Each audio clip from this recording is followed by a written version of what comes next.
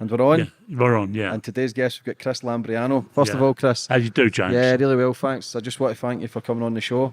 I appreciate it. You've had a very interesting life. You did life in prison. You were involved with the Krays. But you've changed your life. You turned to Christ. And now you're doing good things. You're trying to help others knock down the same route you did. So, how's things? They're good. I mean, I look back on the last kind of 35 years or even more that I've been out of prison. I went away when I was 29, so I've had more years out of prison than I did before I went in. Mm-hmm. And they've been good years. I've seen children being born. I've been there when they've entered the world. I've picked them up and held them. The disappointment of a child being undernourished because of twins. Ironically, I went away for twins, spent 15 years in prison, and then come out and You had twins. had twins, you understand what I'm saying? And a boy and a girl. Mm-hmm. And they've made me so proud because my daughter, I went and saw her when she got her degree. And she's got a lovely job now. She's happy, married and everything else in a proper way. But for an East End kid like me, to actually see your daughter getting a degree with a mortar and gown and all the rest of it, you know what I mean? Mm-hmm. It's a blessing. It blows you away. Yeah. And I've got 3 daughters. 3 of my daughters have got degrees and they've all got good jobs. And so I'm blessed. Yeah. You know, it's a son of mine, he's a barber and a good one at that. Mm-hmm. And my other son, he works in office. So, Yeah. you know, I'm only one of them got into trouble. He's one of these kids you could send him across the road here, but across it there. Mm-hmm. But he learnt his lesson. Yeah. You know, he needed a spell inside to pull him together. Yeah. And it's clean, you understand what I mean? And sometimes that happens. Sometimes it takes a bit of misery or a jail sentence to change your life. It doesn't happen for the majority of people who do go inside, but your prime example yourself, you get charged with murder with the Krays, you came out and changed your life. But we'll go right back to the start, Chris. And where you get brought up? I was brought up in several places. I mean, originally, I was born in Camden Town, and then the bombing started, the war. I was born in 1938, which makes me 80 years of age. God, how am I 80 years of age? I don't know. You know, I never thought I'd see 20. You look great for 80, by the way. God, So you do. Still kicking about, man, which is great. well, they say read, learn and inwardly digest and try and do the right thing. Keep busy. Do something. Always have something to look forward to. Mm-hmm. Put a smile on your face or put it on somebody else's face.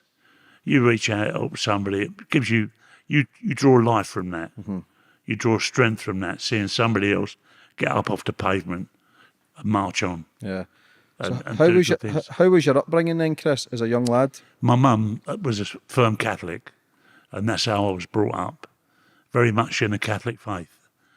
But we moved from one area to another.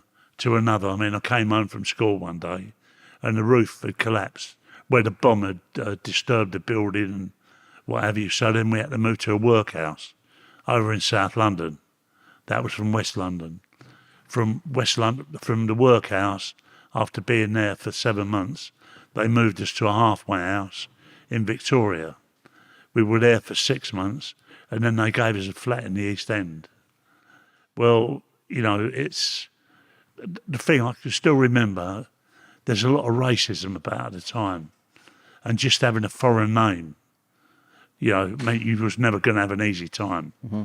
And I just remember going to a party, being invited to a party, and this little lady turned around and said, "Leave the Greek kid out, he ain't coming in." And, you know, I mean, I weren't Greek. I was English. I'd gone to English schools. I spoke English. I didn't speak Greek. I didn't speak anything else. My dad tried to get me to read it, but I thought, what do I need it for? I'm in England. Mm-hmm. I didn't see myself going anywhere else.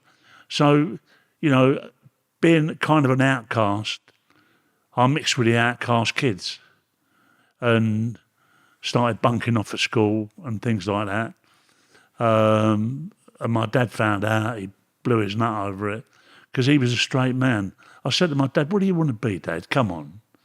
What do you want to do?" He said, I want to be a decent citizen. And that was his philosophy in life. That's noble. I never hear anybody turn around and say that anymore. I want to be a decent citizen. And when I thought about it, he was everything a decent citizen would be. Because when I was in prison for 15 years, he never let me down. He was there every other week. Yeah. But not only for me, for my brother Tony and my brother Nicky. Because it wasn't 2 of us went away for the Kray thing, 3 of us did. Because they wanted to wipe the family out. We chose to be with the Krays. We chose to be with the Krays because we had no choice. The Krays didn't make no threats or anything else like that to us to stay quiet. The fact was they was already nicked. If we'd have chose to go the other way, we could have gone the other way quite easy. But we didn't. I'll tell you what happened. I had been part of how can I put it? Part of a group, part of a system. Proof schools, Borstal, detention centre, prison, part of a philosophy. You don't rat on your mates, and they don't do it to you. There were many times I did things and people never dropped me in it. And I certainly wouldn't have dropped anybody in it. Whether it was the smallest guy on the block or the biggest, they were the same to me. And that's what kept our mouth shut. You never got in the dock and pointed your finger at anybody. That was the philosophy of the underworld. I never put myself in any position today that I would have to do that. Do you follow what I'm saying? Yeah. I don't have to do it. Mm-hmm. So I don't have to break the philosophy. Yeah. I can stay true to myself. Yeah. But things have changed now. There's no respect anymore. There's no cause for anybody. But back in the day, there was a more respectable. But the thing was, we started out. It's now every kid who's naughty has got a different kind of name you can give it and everything else like that. It's labelled. They didn't do it with us. They just flung us in institutions. How did you think the institutions were when you were younger, going to Borstal, going to prisons? Do you think it made you worse? It made you rebellious against that life, torture? It gave you no hope of a straight life. Mm-hmm. You were there with other people who were the same. They came from everywhere in England. We never ever got chucked out of anywhere. We were made welcome because our friends were there. The friends we'd done Borstal, detention centre, prison, approved school, they were all over the country. Yeah. What kind of crimes were you doing at the start in your early teens? And start of nicking lead, that's what I got approved school for. Breaking and entering, I got done for, I got a Borstal for. And then I did safe blowing, I got prison for. Long-term fraud, you name it. I got to meet everybody. And because I was sound, mm-hmm. I could move up a level any time. Because people trusted you? People trusted me, yeah. Mm-hmm. We got a bit of work down here. Right, Chris, we need somebody to come with us, a driver, or you're out on the pavement doing a wage snatch and stuff like that. So it was violent, but it was what we did. We didn't beat anybody up, mm-hmm. Severely. They were always going to recover from whatever we did. And maybe you can't justify it. And maybe it was wrong. But that I didn't see myself having any opportunity. In my world, you could either be a footballer, a boxer, or a criminal. That was my world, Jamie. Mm-hmm. So in East London, you become a product to your environment where you think it's normal? I did think that, yeah. How did that affect your dad, though, being a working class man, trying to be the perfect citizen? My dad had his own community. Yeah. He mixed with his own people. People from Cyprus, yeah. And Greece and everywhere else. But anybody was welcome into it. Black, Italian, German, French. Everybody was welcome into their world, mm-hmm. and treated equally, because they all felt, to some degree, that they'd been pushed out. You understand what I mean? Now it's a different world. You got a foreign name. Everybody's got a foreign name. Everybody's got a foreign relation. Whether you're black, green, yellow.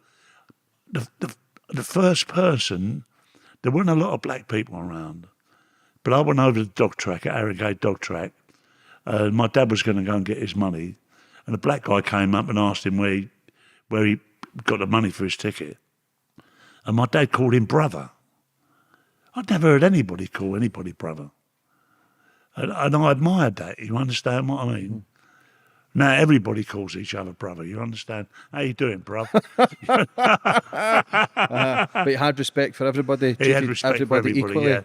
Yeah. So when did you start getting involved in the serious stuff? Serious stuff. How that came about, I met people, good people, and I was on the run, and I finished up in Birmingham. And I first of all got to Liverpool, and Liverpool wasn't really somewhere where I saw much opportunity of earning money. And then I dropped down to Birmingham, and I got to meet some people down there, and I got offered a job on the doors. So I was working there on the door. Then other things came along, and so I got to meet quite a few people. And one day, a friend of mine's a Jewish guy, Kenny, he had a row with some people, and I stepped in and helped him. And we became very good friends. And he had a appear at the Old Bailey, and I went there to see the trial. And afterwards, went down to the cells to see him. His mother was down there. And I didn't know what was going to happen. He went, Chris, he said, I want you to take this jewellery. And I went, why? And he said, Pam. And I knew exactly what he wanted me to do, was take all his jewellery and give it to his wife or to his girlfriend. And his mother said, what do you want to give him the jewellery for? You know, it belongs to the family. He said, no, I want Chris to have it. And I took it when I left there and gave it to his girlfriend, who was waiting in a cafe. And so, you know, he introduced me to different people. Then I met other people, and so it expanded.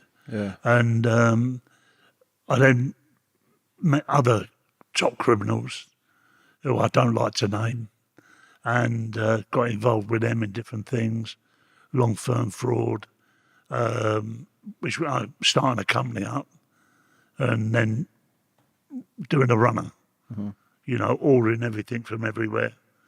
And you've got solid bank accounts, but all of a sudden the bank accounts are only there to prepare for the runner. Just setting up businesses. Yeah, that's right. Ordering lots of stuff and then closing it down. Closing down. And then from there, I got into gambling. And I knew who was running gambling. And it wasn't drinking clubs or anything else that anybody was interested in. It was gambling. It just started off, but there was big money in it. And Birmingham, the car industry had just taken off there in a massive way. So everybody had money, lots of money. And it was twice as good as London, the club scene and everything else. So, I mean, I was living off the top, and I got to meet all these different people that had problems at their club. I'd go and sort the problem out.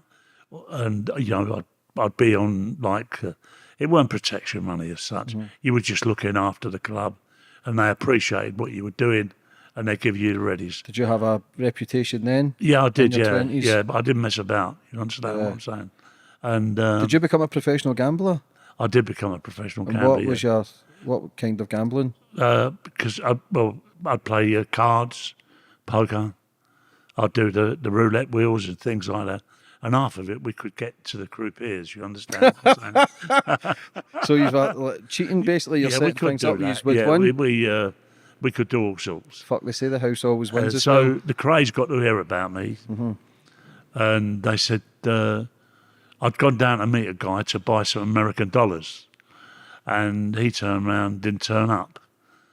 So I'm standing at a bus stop because my car's in the garage being repaired, and a guy called Ronnie Bender came by, who I knew, a good guy. And he went, Chris, what are you doing now? I said, I'm waiting for a bus. He said, come on, I'll give you a lift. Did he give me a lift home? So we got talking about it. He was an ex-soldier, regular army and all that kind of thing. Really good guy. And, well, I went home, had a cup of tea, knock on the door. And I went to the door, it's Ronnie Bender. And he said, Chris, he said, the twins want to meet you. I went, Ronnie, do you need a few quid? You can have a few quid, I don't want to meet them. Because they weren't very well liked by the underworld. That's the truth. Because people, when they got hold of money, they'd read in the paper somebody had just had it off, snatch, bank robbery or whatever, they'd go straight in and want their corner. So really, they were called thieves' ponces. Taxing people? Yeah, that's right. And people had them there. So when I'm saying to Ronnie Bender, I don't want him involved in my world, really. But he said to me, your brother Tony's down there. I didn't know Tony was on their firm. So, because I lived in Birmingham, I came down every 2 weeks, saw my dad, and then went back to Birmingham, stayed the night and that. Anyway, Tony went down there, and they were polite. I never ever see them get, brutal with anybody or want to hurt anybody. They were always perfect gentlemen. And they said, Chris, we understand, like you're in Birmingham, you've got some stuff going. Wonder if you'd help us out. So I said, how? They said, we're opening a club in Leicester. Would you be interested in bringing some people over? So I said, yeah, I think I can do that.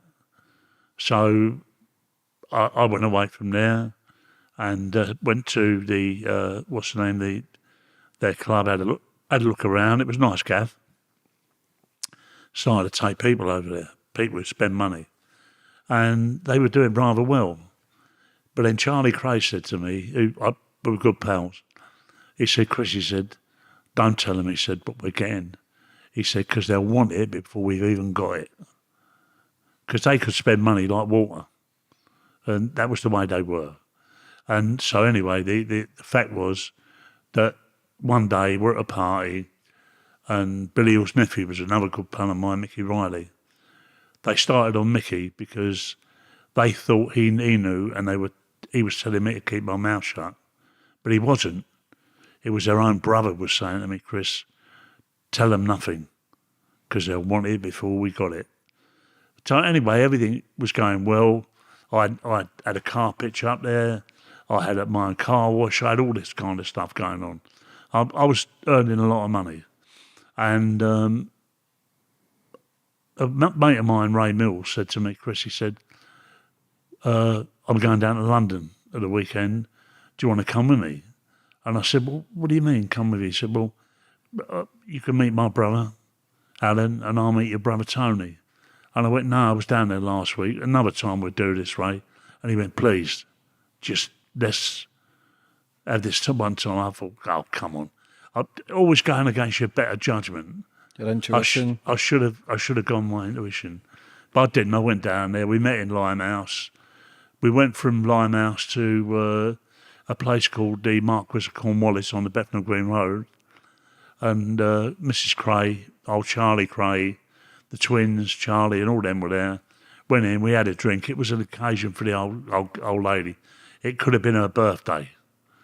So we spent some time there, pay our respects, come out, and we go to the Queen's Pub on the Hackney Road. We have a nice drink there. So by this time, we're kind of well tanked up. So Tony said to me, look, Chris, let's go to the Regency. I said, look, I don't want to go to the Regency. I want to go to the West End, the bestseller, because plenty of birds down there, atmosphere's good, let's go there. And he went, no, let's just go to the Regency. They've never been there, let's show them what it's like. And we went there, and we're having a drink, and Jack the Hat comes up to me, he said, there's a party. He said, are you going? I said, well, it's first I've heard about it. And the next thing I know is I get an invite to this party. So it must be about 12:30 now. So my car was chock-a-blocked in. There was no way you could get out. But Jack's car was able to get in his car. We got in his car and we got into the Regency Club. Evelyn Road, which is maybe 2 or 3 streets away. We'd gone there, gone up to the door. Their cousin, Ronnie Hart, opened the door. And we go in, go down the stairs, and Jack is in front of us. He runs straight into the room. Where's the birds? Where's the party? And then an argument starts. Reggie Kray pulls a shooter out, which he's admitted in his book he did, and it didn't work. I thought it was a frightener, but I didn't like what was going on, because this shouldn't be happening, you understand what I mean? So I turned round to a guy called Connie Whitehead. I said, Connie, I don't want none of this, I'm going. And he went, Ronnie Kray came out. I said, what's the matter with Chris? He said he wants to go. He wants no part, and Ronnie said, take him home. So Connie Whitehead dropped me off home. I'm sitting there with my dad, I'm having a cup of coffee, and I think Tony's there. And I've always been very careful about Tony. Protective. From a small baby, up to an adult.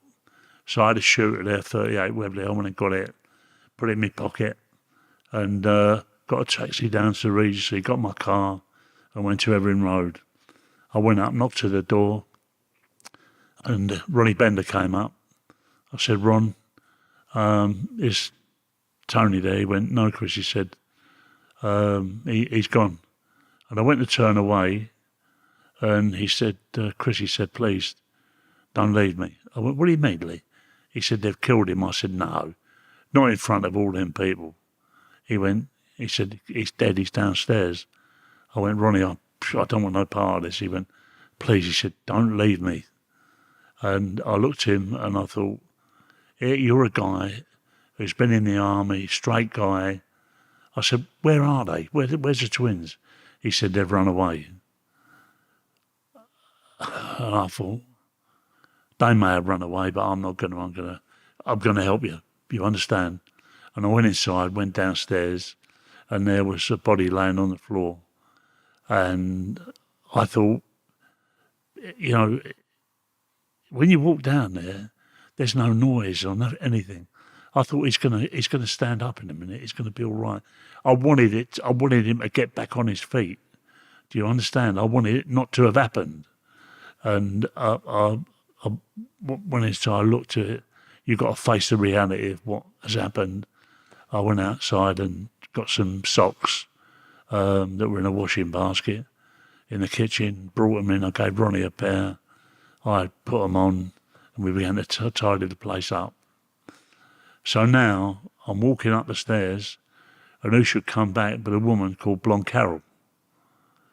And she said, hello, Chris, how are you? I said, I'm all right. I said, you can't go downstairs. I said, there's been a little bit of a argy-bargy, I said, and we're having a tidy up. But I've got a bucket full of water and blood in my hand, and she saw it. And now I know she saw it because she gave evidence to the fact. So I've already been up to the bedroom previous to that and got an eider down, which is downstairs. We wrapped Jack up in it, went upstairs again because facing the house was on a side street was a bagel place, which is Jewish, like roll things. And all the cab drivers in them days were Jewish, most of them anyway. And they were all there going all through the night. So we got to find a place where there's no traffic about to get that body out and get it in the boot. So finally there's a break and we try to get the body in the boot. 6-foot man, you can't get him in the boot. So we put him on the back seat. Then we go back inside, we have a tidy up. And I said to Ronnie Bender, I said, look, Ron, you're going to drive the car. And he went, Chris, I'm not driving that car. Not with that body in. I said, well, do you think Tony's doing it? He ain't. Because Tony, by that time, had come back. Because he'd gone home and my dad had turned around and told him I'd gone looking for him. Anyway, the thing that happened was Tony stepped forward and said, I'll drive it. I went, Tony, you crazy? He went, no, I'll drive it. So Ronnie Bender and I got into my car. Tony got into the car with Jack the Hat in. And we followed him down to Mare Street. But Going down to Mare Street, a police car dropped in behind Tony. Now, I am now worried that them police are going to stop Tony. And if they do, I've got to shoot them. You understand what I'm saying? You've still got your gun on you? I've got the gun on me, yeah. So if I say that there's a comedy of errors, there's a tragedy of errors. A man goes down to a party, there's 16 people there, they kill him in front of them 16 people. But apparently, because the gun didn't work, his cousin, Ronnie Hart, went and got a knife from the kitchen and put it into his hand. Ronnie Hart went up the Old Bailey, turned Queen's evidence, didn't do a day, and had a reputation or a criminal past as long as anybody else. He was as guilty as Reggie Kray for what he did. Conspiracy? He didn't do a day. So anyway, what happened then was, we driving along, they turn off the police, and we carry on. We go through the robbery tunnel, we lose Tony. Driving around, I finally found him outside the church. The car had run out of petrol, or he said so. So on the pavement by the car is confetti, it's everywhere. And the thing was that I thought he'd be safe. The people would be going to church in the morning, they'd see the body in the car, and they call the police. And we'd taken it out of East London, put it in South London. So they'd think that whatever happened over that side of the water. That was the plan. We leave there, Ronnie Bender goes, drop him off. We don't know what he's going to do. He goes and sees Charlie Kray. Charlie Kray tells the twins involve somebody else to move the body, and it is a bloody nightmare. That's exactly what happened. So then, we carry on as normal. I go round the Mills brothers and other people and tell them, keep calm, you understand, it's all covered over, things are going to be okay. Things are going to be okay. We don't know that the firm is crumbling. I was never part of it, but, it was crumbling. They were all backbiting each other and all the rest of it. And so they started nicking people, and they nicked the twins, and they put them in jail. So I know they ain't going to say nothing about me. So I feel fairly confident that me not being associated with them, living in Birmingham, I'm safe. But I think to myself, well, I'm going to go abroad. So I talked to a mate of mine, Johnny Hunt, and Johnny said, yeah, we'll leave tomorrow. And we were all set to go, but he'd been messing about and his wife got angry and all the rest of it. And he said, Chris, I can't go. Not with her the way she is. So that stranded me. So I went about my business as normal. The police arrested me in Walsall. I was living in a hotel there and brought me down to London and took me to a place called Tintagel House on the Embankment. They talked to me, said, we don't want to arrest you. We know you had nothing to do with this. Tell us about it. And I said, I can't tell you that. I don't know what you're talking about. Party? What party? There's never any party. Anyway, give me a what's the name, his card, Nipper Reed. And he said, look, there's my number. Give me a call and we can sort all this out. Neither you nor any of your family would do any time. I'll give you my word. Anyway, I left there. What I did was made a stupid mistake. I thought I'd go and mark Violet's card, the twins' mum. So she'd be up visiting them and she'd tell them what happened. But there's this mother looking at me and saying, please, Chris, don't tell me, go and tell them. Please, I'm asking you. They're my boys. Everybody's deserted them. Please go and talk to them. And it was like listening to my own mum. This was a mother making a plea to me. And I don't know, I'd let my own mother down so many times. Was I going to let this one down? No. So I'll go to Brixton with her and a girl called Carol, Reggie's girlfriend. And I saw myself in as Mickey Mouse, thinking I'm being clever. Yeah, being funny. Yeah. Anyway, I go in, and Charlie Kray looks at me as if I say, Chris, you shouldn't be here. This is the last place you should be. Mm-hmm. But Reggie and Ronnie, Chris, great to see you. You're looking well, blah, blah, blah, how's things going, and all the rest of it. So I said, look, be careful. I've just been to a place called Tintagel House yesterday. They've got photographs of everybody on a board there, names and people marked off and all the rest of it. There's something very serious going down here. And I've told you, that's the best I can do. Chris, great, thank you very much. Keep stum. I said, don't have to tell me to keep stum. I'll see you later. Anyway, left the visiting room, drove home with Mrs. Kray and, what's her name, Carol, dropped them off at Bun Hill Road, and then went away and was living life as normal. And about 2 weeks later, the police came up to Birmingham, shooted up and everything, took me on what's the name, at the elbow room, as I'm coming down the elbow room, and brought me back down to London. So I said to one of the coppers, what are you nicking me for? And he went, fucking virgins out of season.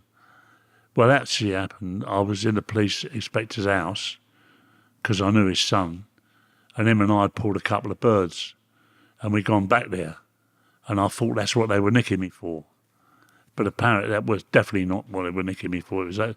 So they take me back down to London, Tintagel House, heavily escorted, go in there, and Nipperee turns around and says, right, he said, you was in Brixton a couple of weeks ago, weren't you? What were you doing there? I said, went up to see the twins. After seeing me? I said, yeah. He said, do you want to talk to me? I said, no. I got anything to say to you. I said, there was no party. I don't know what you're talking about. And I could see him, he was getting angry. And he was playing with a gun. And he ran round the table and smashed me over the head with it. And I said, yeah, is that what you do? This is a copper as well? Yeah, this is Nipperee, the top man, the top policeman, who nicks the Krays. I know that he wants me to react. And I'm thinking, if I don't react, he ain't got nothing. He's so frustrated, he's banged me with that gun to get a reaction, and I'm not going to give him it. So anyway, I could see him getting angrier and angrier, and he turned round to Inspector Cater and he went, charge him. And Cater went, charge him? He said, yeah, with murder. He wants to be with the Krays. We'll make sure he goes down with the Krays. And that's exactly what happened, Jamie. So, listening to that story, it's your loyalty that's got you in that position. That's your right. loyalty to your brother, your loyalty to the guy Ronnie, Yeah. who was at the door to get rid of the body, Yeah. the loyalty to the Krays because the mum says go up to prison. Yeah. That whole thing, looking back, you must be kicking yourself that I should have listened to my inner self. yeah, instead of your loyalty. I didn't do it. It's the work. It wasn't the Krays. They were already out of the way. You understand what I mean? I could have done. So why did they charge you? Did they charge you to trying to get you to turn queens? Because they've already got them. That's right. Because there's so many people turn queens. But the people they had were problematic. They were so involved in the murder. I was the only one. I was one of them that weren't involved in the murder. So if you never went back, your brother wasn't there anyway. No. Your brother went back to look for you. Yeah, that's right. Why did you or Ronnie not just leave the house and just leave the body? Well, with blonde Carol upstairs with 2 children. Or was she in the house? She came back. Remember I told you about with a bucket of blood? Yeah. And she gave evidence that she saw me with a bucket of blood. So after, when you got told that you were charged with murder, how was your feeling then? My feelings were, well, they've got no evidence. The people who've actually given evidence will have nothing. Who are they going to get to turn against the Krays? I couldn't believe anybody would. Did the Krays try to put it on anybody to take the blame? No. I'll give them that. They never did that. Although rumour had it they did it with big Albert Donague and people like that. But no, it never occurred to me that would be something that would happen in. So anyway, we finish up at Bow Street Magistrates Court. And I think I'm the only one there. But then I heard somebody speaking and called out Tony. And I recognised the voice as Ronnie Bender's. So they've got Tony, they've got Ronnie Bender and me. That's not just coincidence.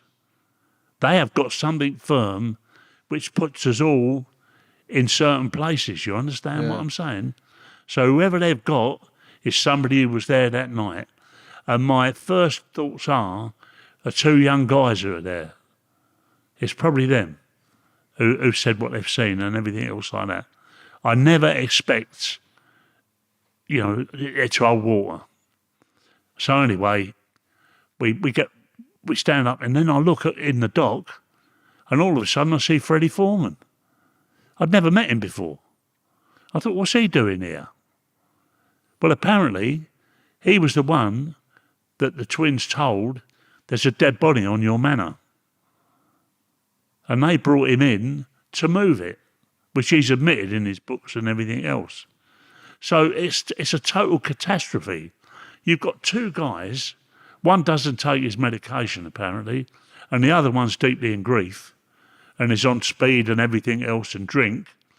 And an argument starts and it escalates to about involving 16 people, getting people involved from here, from there to here, running out on Ronnie Bender. Freddie Foreman is now involved. Their brother Charlie's involved. You want to tell me these guys were top gangsters? You couldn't make it up. Mm-hmm. It's just not. I'm telling you this story. What's your thoughts? Yeah, I'm just thinking that because is people really that tough if they turn queens? Is people really that tough if they can't face reality and be a man and admit what they've done? Nobody wants to admit what they've done, of course, but the whole ripple effect of that situation, first of all, somebody's lost their life. Second of all, it's the people involved. It's also going to affect yourself, your father, your brothers, my wife, your wife, my baby. Yeah. So how long were you involved with the Krays for before this incident? For less than, I'd say, maybe 12 months. Mm-hmm. And it totally transformed your life. Yeah. Yeah. You had a great life in Birmingham. Obviously, you were doing I had crime. everything going. Yeah, but you're doing the gambling scene. Yeah. How were you doing the gambling? How were you winning your money? Well, because I told you, we actually, we had the crew pairs on our side. Yeah. So that you can win and roulette doing that stuff? That's right. You could bid on professionals. Anything. Yeah. Yeah. So, obviously, the Krays got wind of that. They wanted a piece of the pie. Yeah, that's They've right. contacted you. That's so right. anyone who was making money, the Krays went to them. Yeah, that's right. Did they ever try and put it on you and say they No, they wanted never a put percentage? it on you. They invited you in. Because they were all glitz and glam as well That's at the time. right. The name was so big, people would have wanted in anyway. Yeah, that's right. But you didn't. I didn't want it, no. You wanted involved because of you're worried of your brother. Yeah, that's right. So obviously when the case... So, and it didn't hurt me to do him a good turn. Yeah. You understand what I mean? They'd appreciated me doing them a good turn by bringing people over to the gambling club. They were going to earn money out of it. Because, listen, on any gambling table, there's a little slot in the middle. It all finishes down there anyway. Mm-hmm. You understand? Yeah. They take a percentage of each game. So they never lose. And that's where the money was. The money wasn't in people standing around drinking, pulling birds and being social. The money was in the gambling. Yeah. And they knew that. And gambling had just taken off in this country. Mm-hmm. So it was like the old Wild West, really. Yeah. It's a wild story, but the day you got sentenced... No, so now we go and we have to wait to go to the Old Bailey. Uh-huh. Are you thinking you're going to get away with it? I think I'm going to get away with it. I do think that. But it doesn't make any difference. You understand what I'm saying? I'm not going to get in that dock and point my finger at anybody. Tony's not going to do it and Ronnie Bender's not going to do it. We're not that kind of men, you understand? Was there no deals put on the table for people to admit, other people getting off? Was there a concern that the deals had been put on the table by Nipper Reid prior to us, or what's the name in? Or we could have sent a message to him, look, we're interested in doing a deal. We never spoke to him. Because you thought you were getting off? We thought, no, it wasn't. It just didn't It didn't matter what happened. We were not going to point the finger at anybody, Jamie. Mm-hmm. You understand what I mean? It wasn't what we did. Ronnie Bender didn't do it, Tony didn't do it, and I didn't do it. Mm-hmm. We never got in the dock and pointed our finger and said, this, that, and the other. Because a lot of people did turn queens. How many people turned queens? Well, a whole lot, literally. The whole gang. You understand me? Yeah. Most of their firm, who'd been with them a long time, they gave excuses. One was that he had to take the Mitchell murder. Another one that he had to take the Cornell murder. And all that kind of thing. Yeah, there's no excuses for that, especially in a life of crime. Yeah. And that's for anybody watching or listening. That goes to show you that the biggest and strongest firm in the UK, at that point, they all turned against each other. That's right. And that shows you the calibre and mentality of people but that you're looking up to. They just wanted to get out. Yeah. You understand what I mean? They hadn't come up the way we'd come up. I had come up through Brew School, Borstal, detention, prison and everything else. I could walk in any institution and I'd know somebody there. I didn't see myself. Crime was what I knew. Crime was what I did. That's all you knew. You understand what I'm saying? No matter what it was, I was going to be involved until I got enough to get out. How close were you as well to having enough money to getting out before? In Birmingham, Jack the Hat I could have murder? seen myself maybe in about 4 or 5 years being quite a rich person. Where were you going to go to? Spain? I would like to have Cyprus? been like a mate of mine, Johnny Hunt, who had a place called the Ponderosa. And I took Charlie Kray over there, Mickey Riley. They couldn't get their head around it. You could land a helicopter on the roof. Where was this, Spain? No, up in near where the train robbers and all the cars and all that went for sale. There's a big car place there, auction, and it was quite near there. It was in the country. Oh, was it in the UK? Yeah, in the UK. But then I'd also want to go to Cyprus because my dad kept telling me about my beautiful country. And I said, Dad, if it was so beautiful, what are you doing over here? But the trouble is you couldn't earn any money over there. Yeah. So they came to England. You understand what I mean? Not to benefits. There were no benefits. They come to earn a living. In what they knew, there were chefs. There were workers. When London was being bombed, they sent us out of London. And we went to a place called Ibstock. And my father was working for the RAF. Fixing planes and things like that. And I actually went and sat in Spitfires and stuff like that. Wonderful. But then we moved back down to London again. So, I mean, there was a lot of upheaval in my life. Yeah. I mean, I was robbing trains when I was 9 with other kids. There'd be trains with stuff in the sidings. And we'd get in there and you'd find everything from cigarettes to everything, you know what I mean? Yeah. It so was at that life, for a very young age, involved in a life of crime, even no matter what crime it is, something will always come back and bite you in the arse. That's right, yeah. So even the Jack the Hat murder, you never did it, but Yeah, it's just the whole effect of your life. Yeah, It's going that's to right. eventually, That's right. something's going to come on top. So what was it like in the Old Bailey? What was the procedure then? the procedure was we'd all been charged with murder. There was an argument made that I had committed no murder and therefore should not be charged with murder. I should be charged with accessory after the facts. Tony didn't take no part in the murder. Ronnie Bender didn't take no part in the murder. All the main perpetrators was the Krays and their cousin. Do you understand? Yeah. And none of the other people, the Mills brothers and all them. And the Mills brothers turns QE. But how can I put it? There were two guys, totally innocent, went out for a drink, and there's a murder takes place. Come on, you understand what I'm saying? I understood it. But the thing was, how can I put it? So many people could have got badly hurt, could have got majorly hurt. And so when they stood up in the dock, I could understand them. I didn't like what they were doing, but it wasn't them that killed us. Do you know the person that killed us? Who? What they did, they put 2 murder trials together. It's so unjust.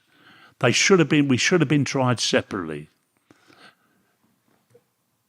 You go out with Ronnie Kray to a pub, and a guy gets killed in there. Ronnie Kray shoots him in the head, George Cornell. I don't know you and never even knew you at the time. I didn't even know the Krays at the time. You don't know me. And I go to a party and a man dies. You don't know all the people here sitting in the dock. You weren't part of it or anything else like that. Just like we weren't part of yours.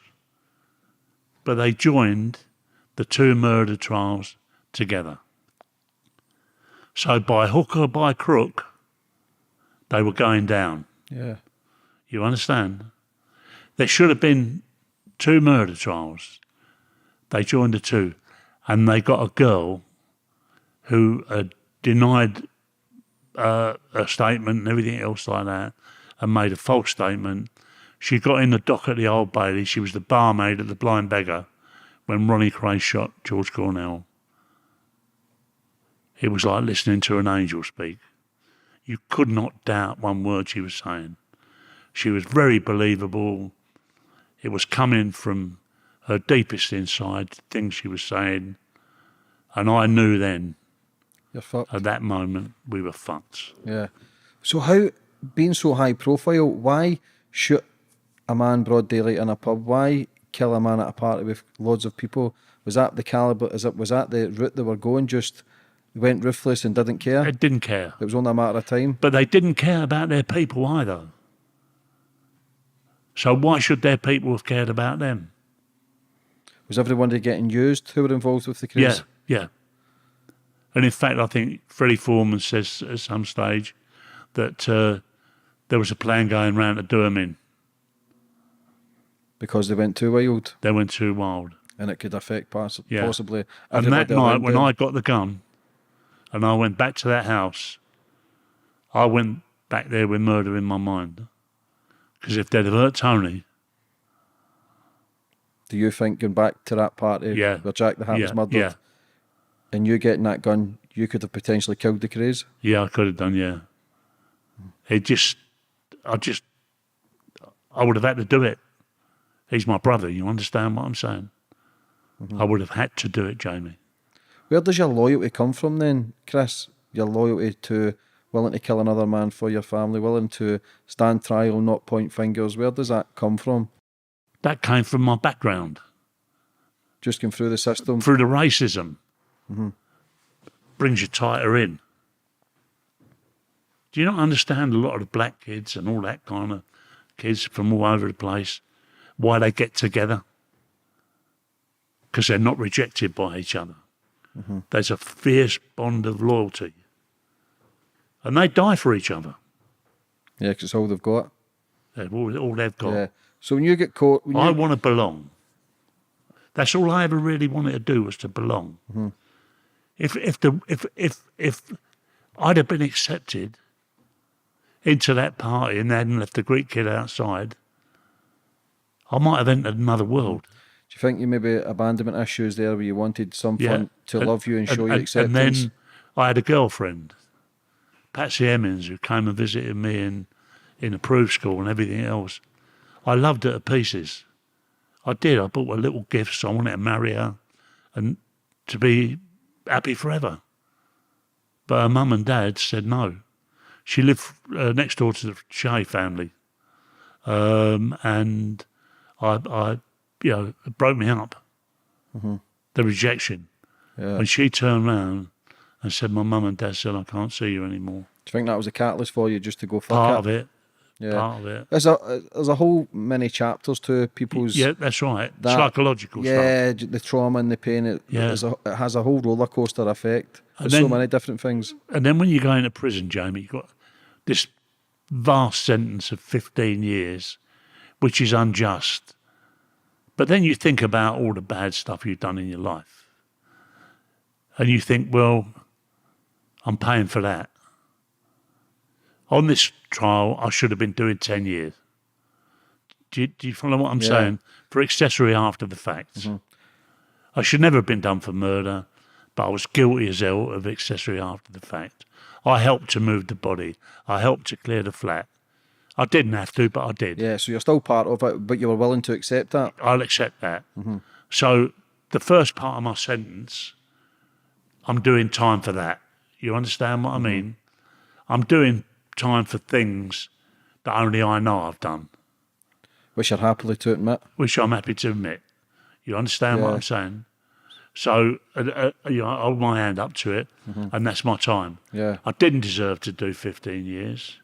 I didn't deserve to have murder wrapped around my neck because I'd never intended to murder anyone apart from one person. And it didn't happen. He was lucky with 4 bullets in him, he survived. And he said to Tony, he went to the Regency Club and he said, Tony, can I have a word with you? And Tony said, why? He said, because there's something I want to show you.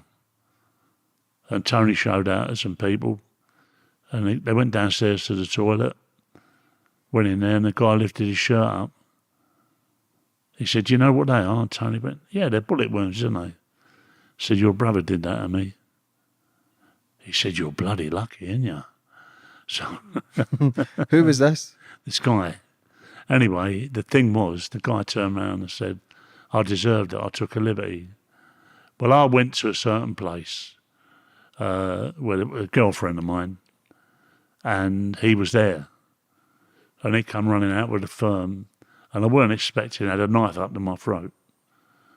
And he was quite capable of putting it in there. And he said to me, don't come round here ever again. Stay away, she's with me. He said, because if you come round here, you're going to get this. And I thought, well, don't provoke him or anything else like that. Keep it calm. I said, well, I'm not arguing with you over your girlfriend, which was my girlfriend. But I'm not arguing with you over your girlfriend. You told me that. Just wanted to I'm saying, well, I'm getting out of it slowly, and I'll go. With a word like, don't come back. He made a big mistake. He went to my house where my wife and my child was and started asking questions about where I was and all the rest of it. I thought, I can't take this anymore. He's gone round my house and that's a threat. He's threatening my family. That's like a warning kind of thing. So I went over, got the 38 out. I went over there and the firm come running out the door. Got a big knife. He said, I told you. I said, yeah, I'm telling you now. Boom, boom, and they all died for cover. Ran inside the house, and I ran out of bullets. Many bullets is in the gun? There were 6. 2 I fired off and 4 went into him. And that was it. You know. Yeah. So see when you got your 15 stretch, how was your feelings towards the Krays then? My feeling towards the Krays, I thought they'd have helped us out. Gone, these guys didn't do nothing. You understand what I'm saying? They didn't turn queens? Nah. Nothing? Nothing. They didn't do nothing. But they put us in jail with Ronnie. I was in jail with Ronnie Kray up in Durham E-Wing with a few of the faces, and the appeal was coming up. So I said, Ronnie, give us help on this appeal. No, he said, we can't, I said, Ronnie, you've got to help us on appeal. I said, we've stood in the dock with you for the longest trial in criminal history. You're not getting out. They are not going to let you out. Well, we can do this. I said, you couldn't do it then. Now you can do it now. So, yeah, there was a bit of anger there. Bitterness. So obviously going through all your lives, through robberies, murder trials, shooting people, you turned to Christ. No, I didn't. You didn't turn it. You said before. 7 years. Yeah. 7 years I was in jail. You've got to be in there to understand it. And you look at the people you've hurt. I'm going to ask you a dead straight question. You've got a wife out there and you've got a young baby, 18 months old. You called her Angela because she reminded you of an angel. Angel. You've got what you want, or part of what you want, and you throw it all away. For what, 2 lunatics? What would you have done? Yeah. While going through court at the time, you've got to just accept it, face the time, and then try and get out. Do you know what I mean? Jamie, you've got a wife out there, you've got a child out there, you've got a life out there. What would you have done? If I was at court and if I could turn Queens, I would have done the sentence. You'd have done the sentence. Yeah. There ain't that many who would. Yeah. There ain't that many who would. I sat in a jail and there were people in there called me a lunatic. It's so easy to say you would. Yeah. Yeah, of course. Because you're not in that position. 1,000,000%, yeah. You understand what I mean? Being involved in that life of crime, no matter, there's always going to something arise. That's and right. Not necessarily you did the crime, but you did other crimes prior to that, which you never get caught for. So for me, involved in that, you've got to accept it. You've got to be a man. That's right. If you're me, you do what I did. Yeah. You understand Don't what get I'm me wrong, saying? the temptations is there. If you've got money tucked away, your missus is there with the kid, Yeah. you're thinking, fuck them, I don't owe them nothing. Nothing. They've got me in this situation. Yeah, that's but right, yeah. Your pride, your respect, your honesty for your family. So it's not anything about them. Yeah, it's You've for just yourself. said, you know, you don't owe them nothing. Yeah. But it's the greater good, you understand? Well, yeah, for in that life, understand. It's You not understand. the greater good, but deep inside, it's for you, because if you come out in your mind, you know, you would have had to live with your head down instead of up. That's right. And money can't pay can't for buy that shit. No. Do you know what I mean? Yeah. And it's easy for me sitting here. I've never experienced that Yeah. in that situation. But you understand I it. totally understand. Because you've explained it. Yeah. But most people can't get their head around it. They think, well, you cared more about them. It was not caring about them. They didn't count. You It understand was what more I'm saying? pride for yourself. It was more about not pointing the finger at anybody. You understand? Standing in that dock and going, it was him. Yeah, because everything you've done in the past just goes to shit. All your That's right. loyalty, all your respect. Wasted everything. Yeah, You understand me? totally. So that's it. So I'm halfway through the sentence. I'm looking back. I can't find nothing. I'm looking forward. I've got no hope. I'm doing life. I don't know when I'm ever going to get out, if I'm ever going to get out. And this day it came down on me. And this guy down below me was playing this song on the, what's the name? On a record player, because you could have them in the jail. Yeah. And it was called Knocking on Heaven's Door by Bob Dylan. Yeah, it's a great song. A great song. Is that not about his... Yeah, Ma, take this gun off of me. I can't use it anymore. It's getting dark, too dark to see. I'm knocking on heaven's door. You know, and because he'd had enough of the killing. He'd had enough of everything. It's life. It didn't see nothing, just darkness. And the rage just coming down on me. My blood is boiling 1 minute. And I'm cold as ice the next. If a screw walks through that door, I'm going to kill him. I'm going to justify me doing a life sentence. But then something says to me, Chris, you can't think like this. Get your head together and start thinking sensibly. So I've got underneath the bed, and a good friend of mine from Scotland called Stuart Brown, he always used to say to me, Chris, he said, he heard me talking to this guy one day, he said, you can't teach a pig to play the violin. It won't like you, it won't thank you, and it will probably turn around and attack you. And he was dead right. You can't teach a pig to play the violin. And there's a lot of pigs around, I'll tell you that now. There's fucking plenty of them. Yeah. Yeah. He was spot on. Stu, he was a great guy. He was a philosopher. He told me things about different places he'd gone. He was into the rave networks and stuff like that. Music, Van Morrison, Pink Floyd. Chris, you've got to listen to this. What's that? Pink Floyd, Dark Side of the Moon. Me, I was like Johnny Ray, Frank Sinatra blew my mind. The Dark Side of the Moon is absolutely... what's his name? Al Stewart. Year of the Cat. What's it? Something... all stories about life that were very poignant and very much gripped you. You understand Listen what to I the mean? words. About generals sending men to die, and they sat in the back and took the credit. You understand how wonderful they were. What about the man who died in the trench? Wasn't he like me, left a wife and children? What about money? It's corrupt. It buys everything. This is true. Everything. There's bigger thieves in Parliament. There's bigger killers in Parliament. And I'm telling you the truth, there is. They send people to war. Do they care how many people die? Everything has a repercussion. The ripples go out and it affects so many people. It affects generations of children. It affects wives. It affects fathers, mothers, uncles, aunts. Yeah, definitely. James, it's a fuck up. Yeah.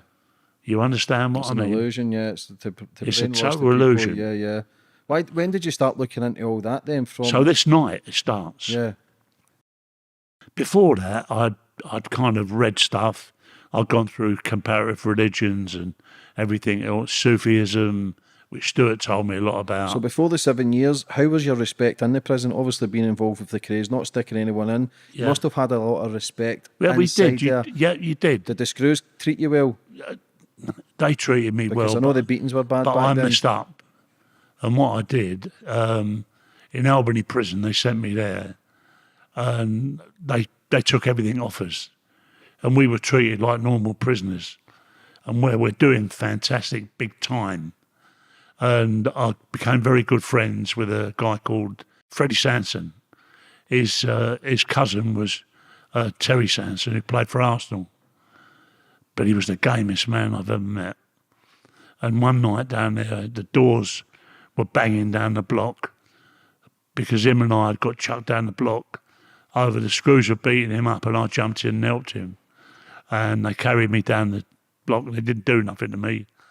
But in the morning, Freddie came out of his cell and threw a bucket of piss over him. And they really beat him up. And then there was another guy called Ray Powell next to him. And he did the same. And I thought, I'm the last one on the block. What do I do here? Yeah. You know, I can stay behind the door and keep out of this, or I'm going to do the same as what they have done. You know what I did.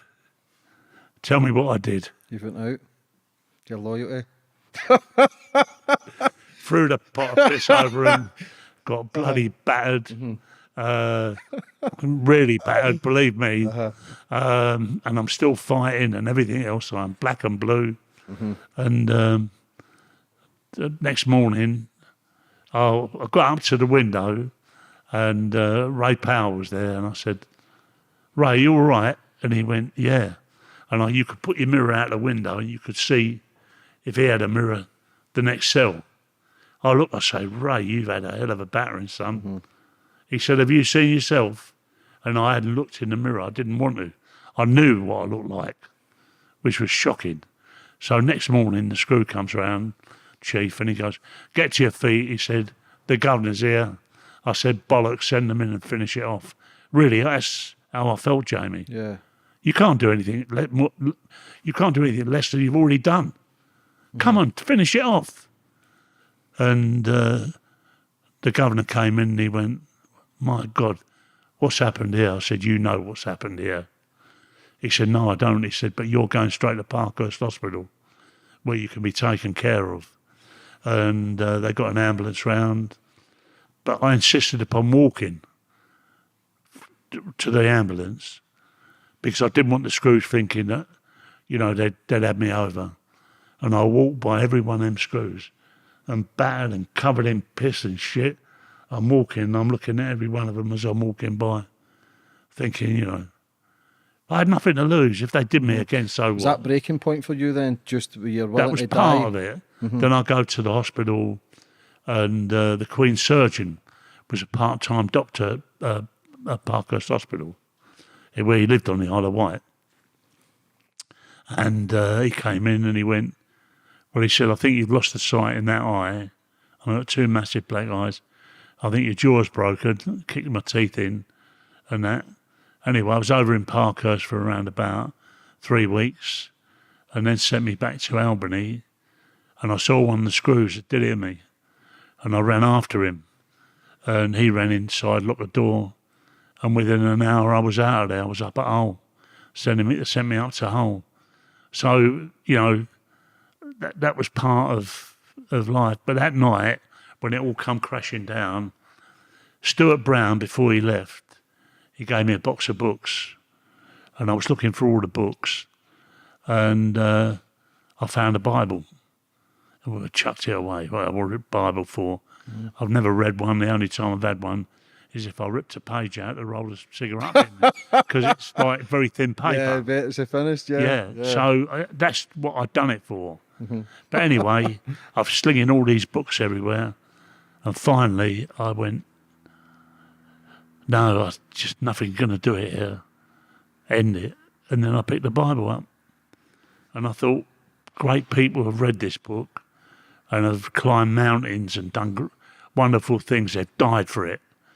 Got burnt at the stake and everything else. I've been crucified, all for a book. Do you think that resonated with you as well? Yeah, I do, yeah. Being burned at the stake and let down, people turning against everything. you.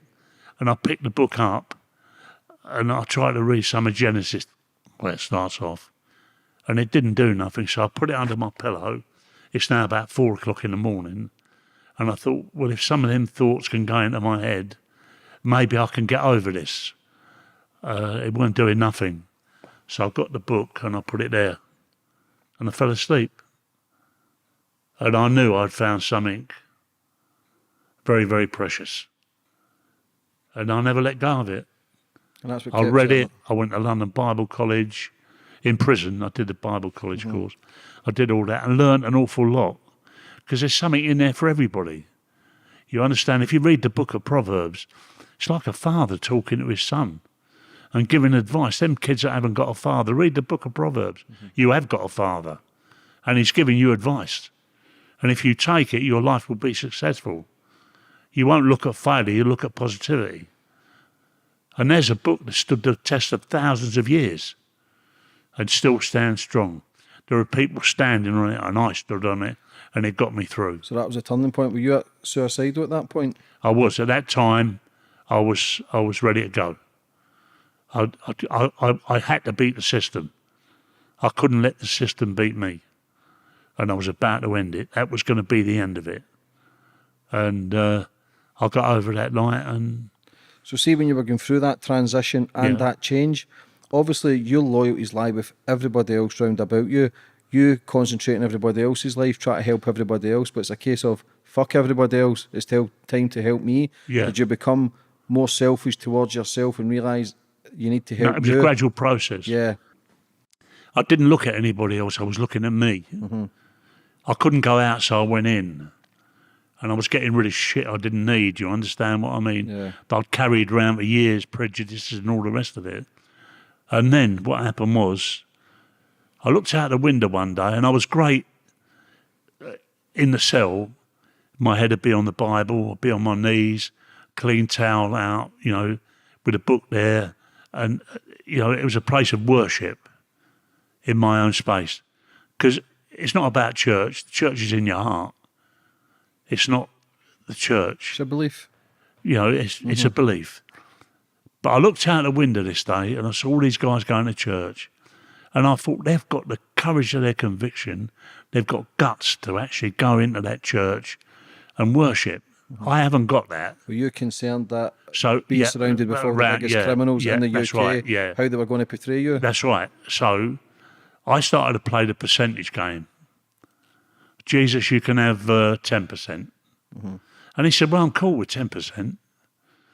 But then I thought, well, I want a bit more, so I'll give you 20%. In this cell, my time is yours. Out there, I've got to be on my watch. He said, okay, then 20%. And then 30%. And at 30%, I looked out the window and saw all these guys going to church. And there was one guy there called Bulletproof Jack. And I looked at Bulletproof and I went, he's got some guts, that man. Anyway, I went up to him and I said, listen, Jack, I said, tell me something. Did I see you going to church? He said, yeah. I said, why? And he looked me right in the eyes. He said, because I believe. And walked away. I'd never seen so much conviction in my life. It's just like that. I believe. And walked away. So a few days went by and I got talking to him again.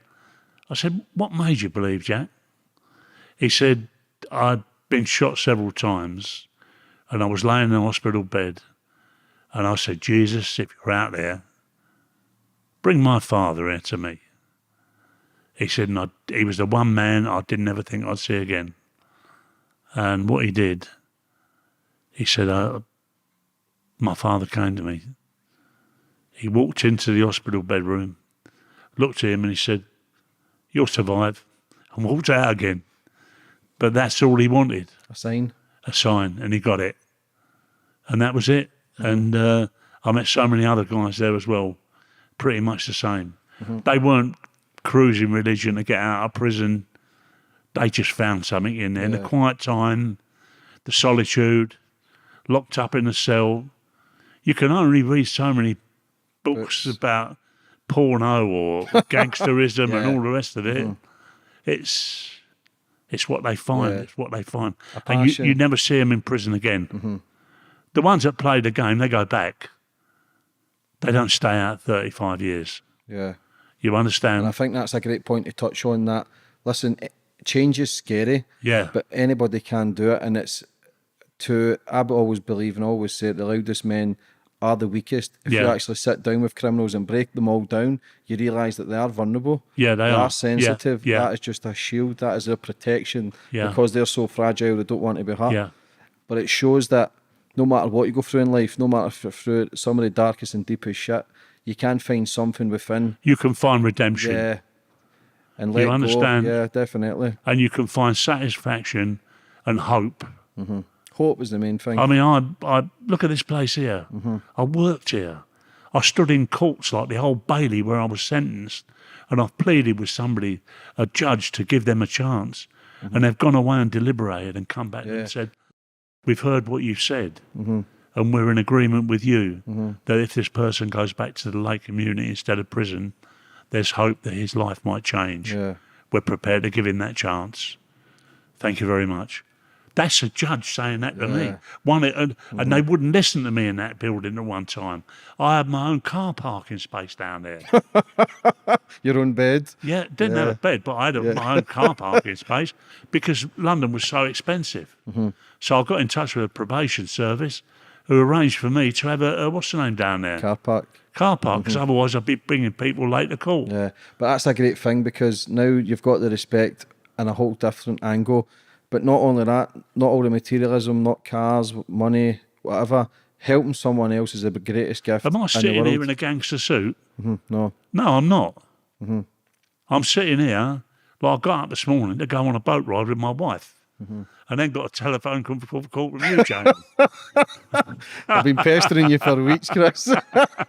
And now we're here. We've done it. Yeah, and I appreciate that. In this place we're in just now, can you explain what you do in here? Because not anymore. I don't do nothing anymore. What I do, but what we do, we raise money. Yeah. I get all my old friends, people I knew, and we have, they'll do a thing where they do auctions and other things. Raise cash. And but what is this place then we're in just now? This place is called the Lake Community. Okay. Long-term rehabilitation centre. Crack, cocaine, heroin, drink. Everything. Everything. But the funds are running low on this. The funds have run totally low. So we'll leave a link for people to check it out and hopefully people can get involved because this place has helped save hundreds and hundreds of lives. The lives this place has saved. Yeah. And the people that work here don't work here for money. They work here because they're devoted to change. And many ex-residents who survived and come through all this and have been brave enough to want to come back and help others. And help others. I think people who do go to the depths and the darkness of life, when you come out it, your gift is... You want to give something. You're gifted. You've got a gift. To lift others up and because there's nothing like helping somebody, you know, who... Like the other day, I've gone into Banbury to look for a second-hand shop. right? I love second-hand shops. You never know what you're going to find. And you go in there and items are £1, 2, 3 quid. And I used to say to the kids here, I used to take them to the second-hand shops. Why do you want to design a shirt? You're going to pay. Somebody's already tried it on before you. So it's second-hand. Come with me. I'll take you to where you can buy your designer clothes and you're going to be paying 3 or 4 quid. And they loved it because, you know, when you ain't got bundles of money, you make do with the best you can. So anyway, I went along to this second-hand shop and I've gone to the pound shop and there's a guy laying on the floor playing a guitar. And I went in and I bought a pack of Ginster pies for £1. I bought 2 bottles of lemonade for £1. I bought a sandwich for £1. And I put it all in a carrier bag. And I went up and I gave it to him. And he snatched it out of my hand. And I'd bought 1 Ginster pie for myself. And he had that as well. And I said, hold on, that's mine. I said, all yours is in the bag. You've got one in the bag. And the look of thank you that he gave me, it was only a 5 quid gesture. It weren't the end of the world. It didn't break me. You understand what I mean? But the look of thanks, he didn't want beer. He didn't want anything else. He just wanted something to eat. You could look in his face and see that. But I had such a good feeling after that. And I'm not telling you this to make me, I'm the big I am, I'm a charitable man. No, there's always somebody, a kind word, a lift up when somebody's on the floor. You understand? Yeah. Buy somebody a little present. The only time you should look down on someone is when you're or helping kids them up. who ain't got nothing at all. You can go to a car boot sale and get some toys there for £1 and give them toys they can play with. Give them a book to read. Everything's cheap out there. But we're also full of it now. Yeah, we're caught up the now. Mobile phone, and we're going along. There could be somebody being murdered next year. Somebody dying of Oh, you'd be starvation. fiddling it. Yeah, well, I better take a photograph of that. That's the world we live in. Yeah, and it's scary. It is scary. When you came out then, Chris, how was your life then? Because you've written 3 books, which we'll leave the links on the bottom of this bio for people to look into anyway. Yeah. Your 3 books, how was that when you wrote them? Was it bring back a lot of feelings and emotions? The first book I wrote was called Meditations of a Lifer. And what I did, I gave it to a group called Prison Christian Fellowship.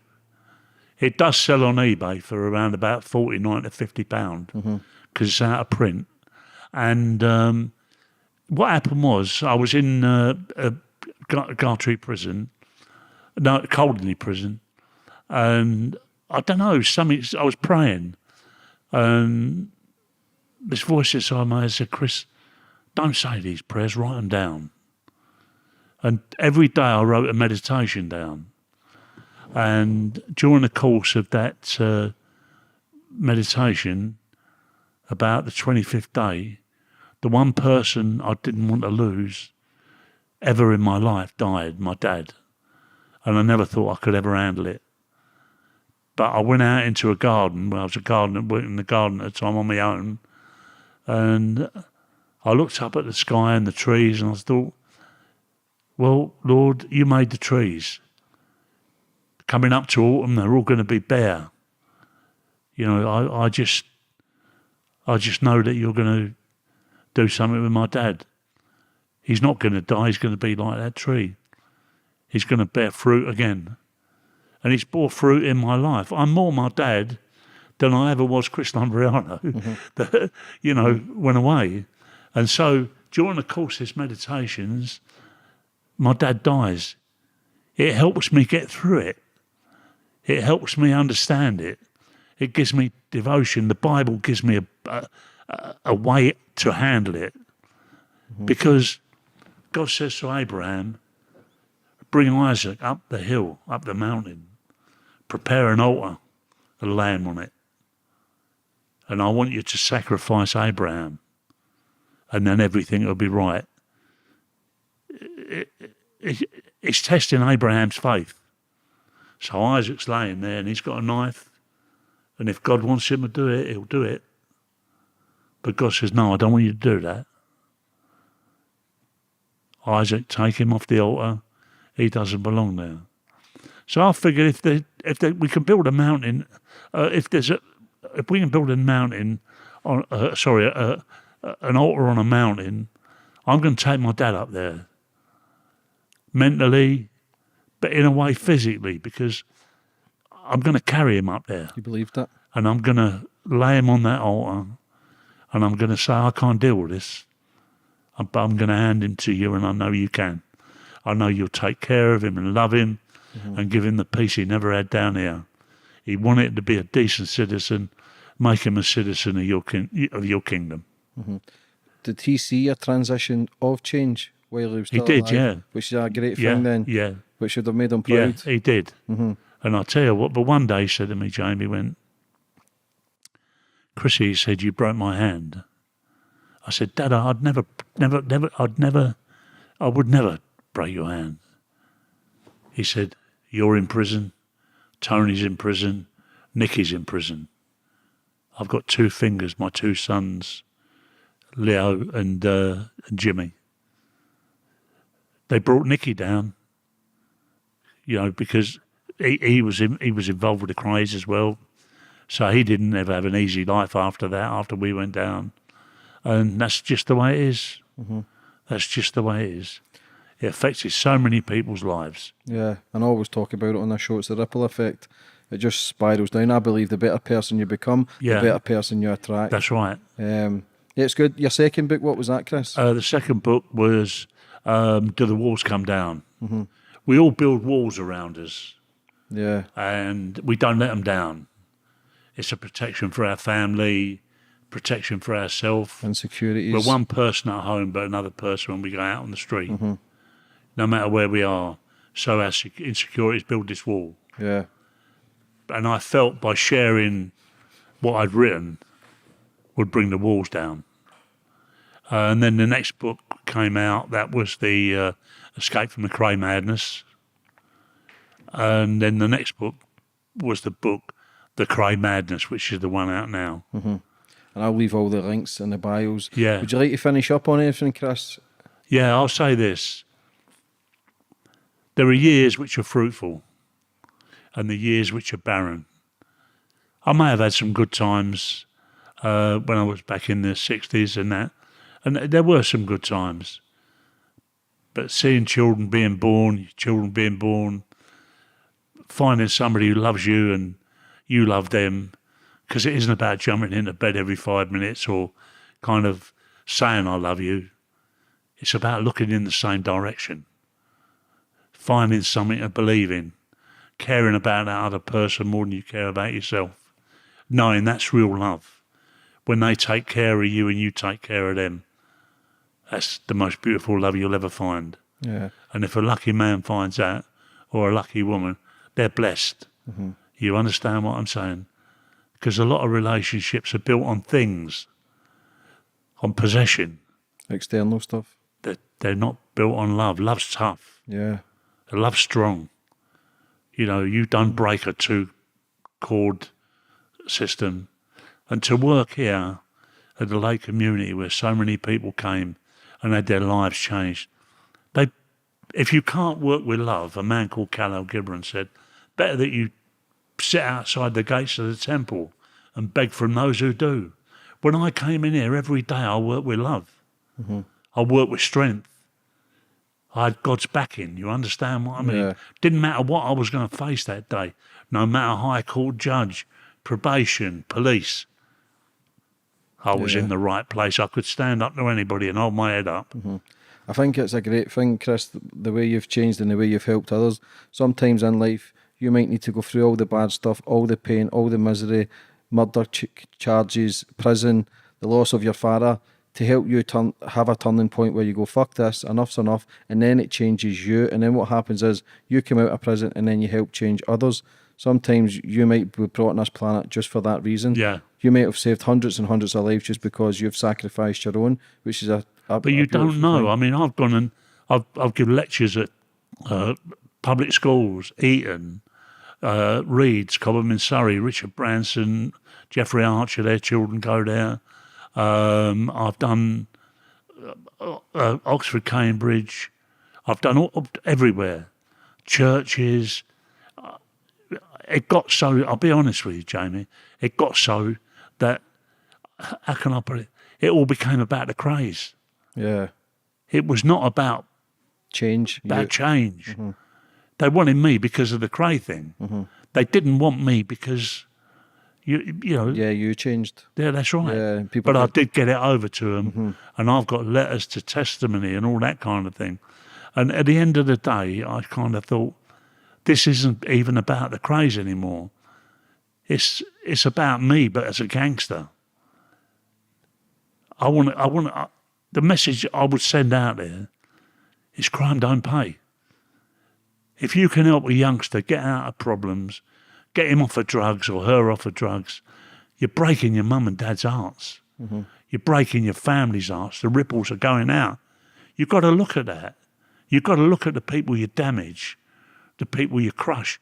They're standing there waiting to jump in and help and do whatever they can. But you've got to go with a humble heart.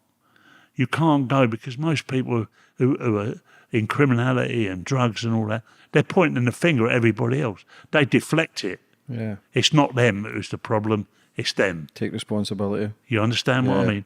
And part of growing up and part of development at whatever age is about responsibility. Yeah. And you learnt the hard way, but it's good to see you and coming on But it's today, worth it, Chris. Jamie, innit? And coming on, and coming on telling your story, Chris. Yeah. You're a good Thanks soul, for that. brother, and I Yeah. appreciate it, and all the best for the future. Jamie, it's been a pleasure meeting you, Yeah, my thank friend. you. I appreciate it. No. Cheers.